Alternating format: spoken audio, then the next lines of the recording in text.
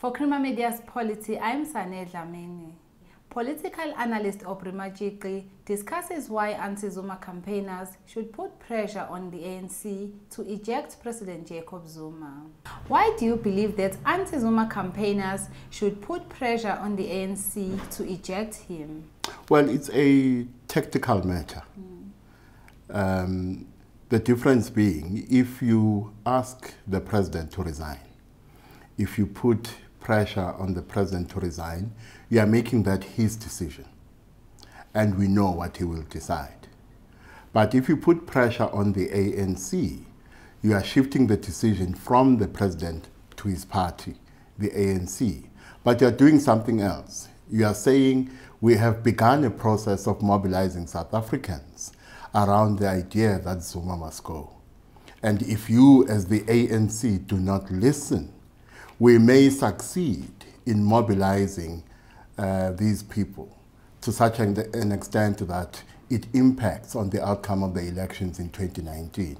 In other words, the threat you put forward is that of the possibility that the ANC will lose elections in 2019 if it does not eject Jacob Zuma. In other words, you are asking the ANC to choose between Zuma and power. Why was it a mistake for marchers to call on Zuma to resign? Well, I think it was maybe an understandable tactical mistake because we are at the beginning of their program. Remember that after the firing of Nhlanhla and during the evolution of the battle between the president and former finance minister Pravin Gordhan, the campaign was started, culminating in marches on the 2nd of November 2016, the day on which charges against Pravin Gordhan were removed. But because we went into the festive season thereafter, I think the campaign to remove Zuma lost momentum. But more importantly, within the campaign itself, particularly Save South Africa, I've seen the emergence of tactical differences within the movement. In fact, some are not even tactical differences. These are differences brought about by the fact that you may have someone who is business-minded in the sense that ethically does not see anything wrong that is done by the private sector or by business or by capital, and sees his role as promoting the interests of capital in this movement.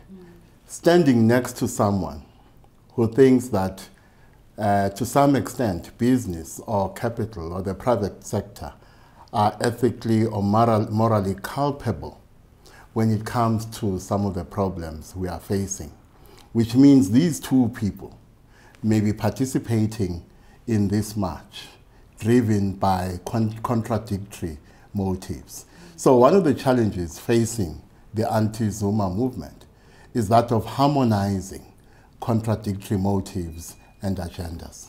You also make a comparison of how former President Thabo Mbeki was axed in 2008 with how former Finance Minister Pravin Gordhan was recently fired. How does the two relate? Well, at some point, the Zuma coalition prior to Polokwane realized that it had to step outside the ANC's disciplinary processes and framework in order to defeat former President Thabo Mbeki. It is for this reason that in support of President Jacob Zuma, the then Deputy President of the ANC, many of his supporters engaged in activities which were in violation of the disciplinary code of the ANC. But they did so deliberately because they thought they had to fight the battle inside and outside the ANC. And outside the ANC, they had to step outside the disciplinary framework of the ANC. The second thing they did after former President Thabo Mbeki had been removed as ANC president was to realize that he still had access to state power. And the imperative thereafter was to deny him access to the levers of state power. Hence the push after the Judge Chris Nicholson judgment to remove him as head of state. Similarly, I think while it is true that the relationship between the president and Pravin Gordhan broke down, I think it is also true that there may have been a realization on the part of the president that he needed to deny Pravin Gordhan access to the levers of state power through national treasury. This may have been actually one of the most important reasons why he was removed from cabinet. Aubrey, you also say that at the time of the death of former ANC stalwart Ahmed Kathrada, the anti-Zuma campaign was losing momentum. You argue that the recent cabinet reshuffle, particularly the removal of Gordhan as finance minister, resuscitated the campaign to remove Zuma as head of state. Why do you think the campaign was losing its momentum? Well, it was a question of timing. There was nothing the campaign could do during the festive season. And it lost momentum because of timing in that sense. But as I said, the campaign was struggling with maintaining internal contradictions and contradictory agendas and contradictions in terms of the different motives behind the campaign to remove Jacob Zuma as head of state. But what gave the campaign impetus, I think, was the death of Ahmed Kathrada, because then events to memorialize him, to remember him, were used not only to remember Ahmed Kathrada, but those events were also used as platforms from which to launch attacks against Jacob Zuma and his supporters, and therefore they were used as platforms to call on Jacob Zuma to step down.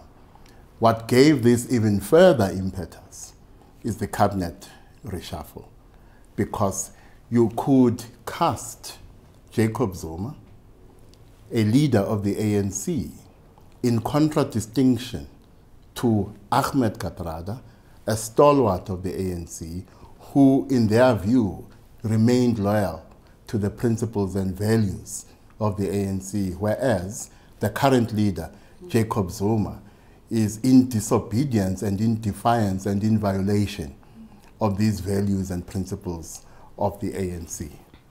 What are the chances of the ANC succumbing to the call to eject Zuma?